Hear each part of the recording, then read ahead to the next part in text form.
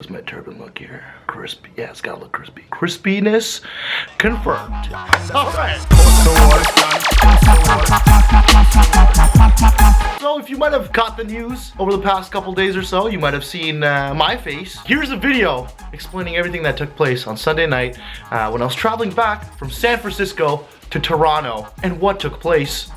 Here we go. So Sunday night I had a flight back from San Francisco to Toronto. Now when you're going to security, you know you gotta take everything out of your pockets, put it in the bin, take all your belts and all that other metallic stuff out, put it in the bin, put your laptop, put all that in the bin, put it on the conveyor belt, send it on through the x-ray machine. The guy sitting there reads it and he's like, yeah, no, this looks good. Oh no, wait, that looks kind of suspicious. Let me gonna look at that for 1 second.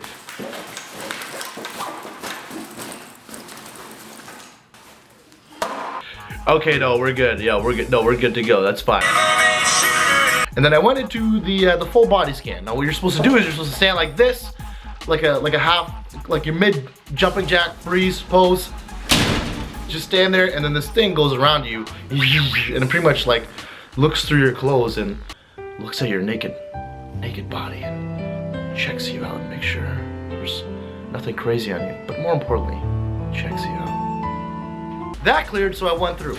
Now, as I went through, an agent approached me and he had a metal detector wand. It's kind of like a real wand or a magic wand, except this one detects metal and it's made by muggles. So he waved that over my turban. No beeps, everything was good to go. Now, the last thing that I had to do was, hey, can you pat down your head real quick and run it through this machine and make sure everything's good to go. Ran it through the machine and the machine beeped.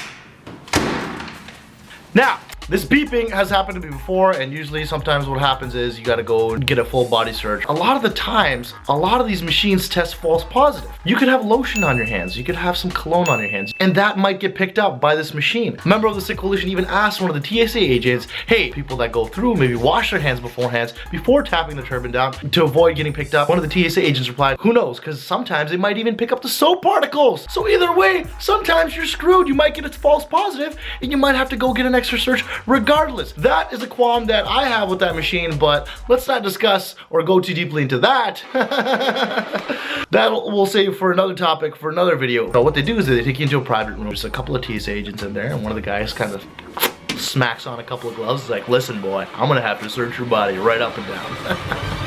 Now, I don't mind. I get it. I have a beautiful body. Sometimes people want to touch my body a lot. It's okay. You're not gonna find anything except for a well-hidden, well, kind of a medium. It's fair. It's just, yeah, it's just a package. So now one of the TSA agents came out to me and was like, hey, listen, we're gonna have to get you to take your turban off. And I was like, huh.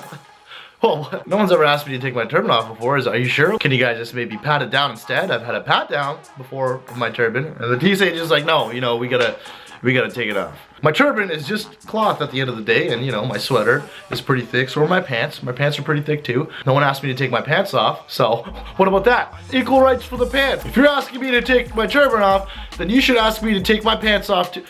No, that's not, okay, wait, that's not the message that I'm trying to get across here. Now, I understand this is where a lot of the naysayers are gonna come in and be like, so what? What's the big deal? Listen, I gotta go through security. I gotta take off my shoes, take off my hat, take off my belt. Hey, buddy, let's take a look at how long it takes you to take off all these things and put back on as compared to a turban. A hat, there you go. You just put it on and take it back off. Wow, cool. Belt, just whip that bad boy off and just tuck it back in. Okay. A shoe, literally just take off your shoe and then you put back on your shoe. Now let's take a look at how long it takes for a turban to come off and come back on. So there it is. There I am taking off my turban, and there, oh, there's my hair. There, how you doing? First of all, I also understand that they may have wanted to look at my hair as well, because I mean, look at me, I'm a beautiful, semi-beautiful, quasi-beautiful, decently beautiful, kind of above cat or average looking brown dude, and I got beautiful brown luscious hair. I understand. A lot of people want to play with my hair. Go ahead, but there's a time and a place. So let's see how long it takes for me to take off a turban and put it back on again.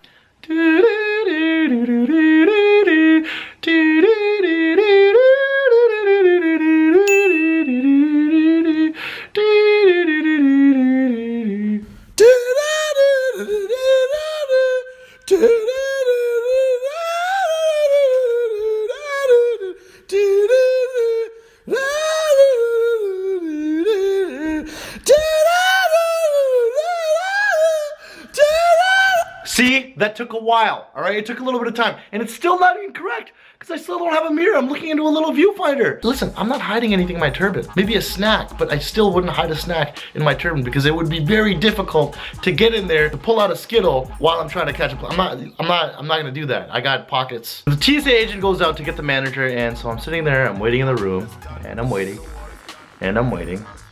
And I'm waiting. I probably waited like a good 20 minutes, 25 minutes or so. And I was like, yo, by this time I could have probably taken off my turban at least 3 or 4 times and put it back on again. What's the hold up, TSA? Where's this manager? Finally, the manager comes in and she says to me, hi, you guy, what seems to be the problem? And I says, hey, what's up, manager? I would rather not take off my turban because it's kind of an inconvenience and I've never been asked to do it before. And I did the whole body scan and I did the x-ray and you know, all that cleared out. I'm sure you can see through my turban anyway, so could we just proceed and just do the pat down so I can go to my gate because I'm kind of running late for my flight. Is that okay? And so the manager responded, either you have 2 options. One being that you can take off your turban and we can run it through an x-ray again just to make sure everything's clear. And if everything's clear, you can take it back and you'll be well on your way and you can go to your gate and you can proceed to fly wherever you please. Or if you want to keep your turban on, we'll escort you back out to the public area where you can book another flight with another airline. That's up to you. So at that point, I was like, geez, all right, this is kind of really getting to be inconvenient. Luckily, they had me in a private room where I could take my turban off. Unlike Warris Olawale, and Aeromexico refused to let him onto the flight if he didn't take his turban off. And Warris, who actually requested to get in the private room, was denied to be allowed to go into a private room. Thankfully, I wasn't in that situation, so I took it off, put it in a little bin, they put me against the wall and they started searching me. And there's my turban in a little bin, running on the conveyor belt, just a turban in a bin. It's just a turban in a bin, going through the x-ray. I thought that was easily one of the most funniest images that I've ever seen in my life. So naturally, everything cleared through. There was nothing in my turban, nothing scary because this was the second x-ray that they had run. Perfect, nothing happened. Obviously, they came back and they gave me the turban in the private room. You're cleared, you're good to go. So I said, okay, cool. Is it possible that I can maybe, you know, get a mirror so I can put my turban back on? Now this is where everything got confuzzled. So the TSA agent responds, listen, there are no mirrors and that's not something that we usually do. We usually don't give mirrors to people. So, I'm sorry, can't you just like kind of put it back on? And I said, well, no, I can't really put it back on because my turban, as you can see, is beautiful. And I need a mirror to kind of look at it and make sure that, you know, this triangle is equilateral and perpendicular and the length of my layers are equally spaced out and parallel to one another. I gotta make sure I look crispy. I gotta make sure I look good. I gotta go outside. There's gonna be people looking at me. I gotta make sure I look the best. Like always, sometimes, most of the times when I'm not like, you know, like lazy or I don't want to put in the effort, but this time I wanted to put in the effort, so I was like, hey. I also didn't have any of my possessions or my phone or my laptop or anything that maybe I could have used photo booth or something to tie my turban on again. I didn't have any of those. Just me in that room, just me and my turban and my no shoes and my socks and just beautiful old me in that room. And one of the TSA agents responded, well, hey, listen, buddy, there's actually a bathroom, you know, just outside on the other side of the terminal, and they've got mirrors in there, so maybe you can, you know, go in there and tie it up again. Now this is where I was kind of like, what?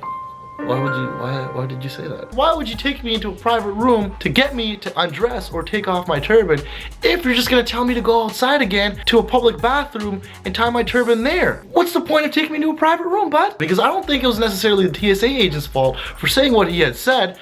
I just don't think he was educated properly, thought this through clearly enough, or wasn't trained to handle this type of situation. Because to him, he just didn't see what the problem was if I had just gone outside. Now me, I have a lot of videos, a lot of stuff online where I don't have a turban on, you know, and people have seen my hair. It's not an abnormal fact to me to go out in public without a turban on, but if it was anybody else in my position that would have been uncomfortable with being seen in a public area without a turban, or a woman in a hijab that doesn't want to be seen outside without her hijab, what would they have done in that situation? How would they have felt in that situation? I think that's where the root of the problem lies. I'm not asking to get flown in a helicopter covered in diamonds, dripping in gold, with cash swirling out of it while a helicopters around. All I asked was for a mirror so I could just put my turban back on again. Because the turban, for a lot of Sikh individuals, holds a lot of spiritual and cultural significance. It's got a deep history stretching over hundreds of years. It embodies a lot of important values like strength, courage, dignity, royalty, and a lot of men who wear it identify with these qualities. It's not like a hat, it's not like a shoe. It holds a lot more meaning for a lot of people. For example, if a woman is at home, she takes her shirt off by choice, that's her choice. If she's at the beach and she takes her shirt off to go swimming, that's her choice. But if she's in a public area and all of a sudden somebody asks them to remove their shirt, that's a little bit of a different story. It's also a choice versus forced nature. Now, while I was at the gate, I was a little bit frustrated, so I went on Twitter and I kind of talked about it in a series of tweets at like 11:30 California time, which is like 2:30 in the morning this time. So not a lot of people were awake, not a lot of people saw the tweets. We landed back in Toronto at like 9 o'clock in the morning, went home, and by that time I had done so much traveling and different time zones and the lack of sleep and the lack of a proper diet that all of a sudden I just got hit with the sickness and I just passed out. Slept all the way up until 11 p.m. 11 p.m. on Monday, I woke up and I took a look at my Twitter and my phone had blown up. I got calls, emails, tweets from so many different people, media outlets, all these people trying to get interviews, the press trying to get my story, see what happened. And I was like, whoa, what just happened? It's like a friggin' shit show. These series of tweets that I did and blew up into something huge. And I should have known that because, hello, I'm on the internet, I got a pretty decent following, and even if I tweet something out, somebody from the media is probably watching and this story is gonna get picked up. I should have known this happened. Let's talk about it. Now, the next day, I eventually did a lot of media. I did a lot of press. I was on CP24, City News, Huffington Post, Daily New Yorker, CTV News. So that whole day, while I was driving to Ottawa to do a show, I was doing press interviews and just being bombarded. Now, obviously, since the media had picked up on the story, so the general public. And I got a lot of response from a lot of people. There's a lot of people showing a lot of love and support for what had happened. They're like, hey, dude, we totally understand. That was not cool what happened. But I felt like equally as much as people were supporting, there was so many people that came back at me with a lot of negative backlash, which I should have expected to happen. You don't like flying in our country, you can go back to your country and fly there. You don't like following our rules, go, so what? You don't like taking off your turban, oh, it's an inconvenience to you, so what? Listen, at the end of the day, the main issue wasn't with me taking off my turban, however inconvenient that was, and however, you know, many qualms that I have with their whole security protocol. I cooperated, you know, I went through with security, I asked what they told me to do, but all I wanted at the end of it was proper accommodation to put my turban back on. All I wanted was a mirror. Give the man a mirror, that's all I asked for. And these cases have been going on since 2008. And the TSA has even recommended a lot of their agents to provide mirrors for these exact cases since 2008. But unfortunately, in my case, that didn't happen. So eventually I got in contact with the good folks over at the Sikh Coalition who have dealt with a lot of cases like this. And we set up a call with the TSA yesterday, and I'm happy to say that it went pretty well. It was pretty productive. We talked to one of the multicultural heads of the TSA and one of the communications officers. So this is Lizzie Jerry from the TSA. I'm the director of what we call the Traveler Engagement Division. Hi, this is Kimberly Bandy. I'm the manager of the Multicultural Branch. At the end of the day, what resulted from the conversation was the TSA had admitted that a mirror should have been provided in that case, because if you're asking me to take it off, then I should be given the proper accommodations to put it back on again. In the past, we have advised airport personnel that they should, and TSA personnel, that they should provide a mirror in the private pat-down meeting rooms. Mm-hmm. But admittedly, it's been a while since we provided that advice, and this was a reminder, unfortunate one, that we need to remind everyone that these mirrors are supposed to be provided. So we have already prepared the memorandum to go to the staff to remind them about mirrors being placed in all of these rooms. Okay. So we're a little bit ahead of the game. At least we're not waiting for this conversation to make sure that we're taking the right action. Cool. That's awesome. And I'd also been asked what I would like to see come out of this whole situation. And it was very simple. I know you tweeted the experience out to your followers. Is there something that you're seeking from TSA, education? All I want to come out of the situation is maybe a bit more understanding or a bit more education when it comes to these specific sensitive issues, because there might be a lot of people that are not comfortable with taking off their turban in public, A, B, or being asked to walk outside without it on or given the proper accommodations to tie it back on again. And also just kind of installing a mirror in the private rooms, the private screening rooms, would go a long way. This whole situation would have been avoided if I had just been given a mirror. But I'm glad it went the way that it did, because now at least there's some awareness that was brought to this issue, and that the TSA is held accountable for this to happen. Also, another exciting thing that the TSA mentioned to me was like, hey, maybe you want to kind of collaborate with us on an educational video. I want to ask you, Mr. Singh, if you'd be willing to help us do a new video about this issue, and maybe come down and meet us and let us film you for TSA TV and actually do a little education. Yeah, I think that'd be a great idea. But we'd love to have you, and I think it would be a wonderful opportunity for us all to benefit from this experience. Yeah. And maybe have a little fun, and you're somebody who you have a big following, and you may have a big impact on people. Yeah.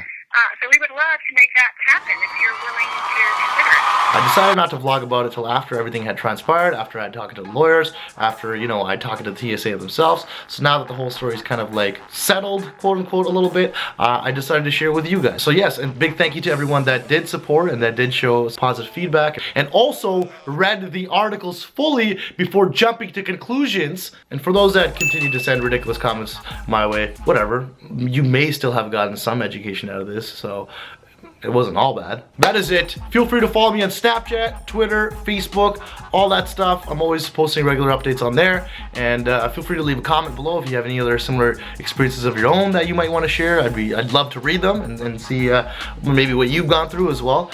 And yeah, okay. I tip my turban to you.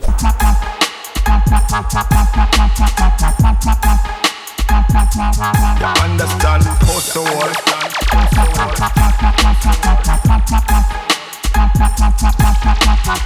And yes, you're right. Maybe I should dress like this guy instead. That may be way more comfortable for a lot of the American population. Don't you think?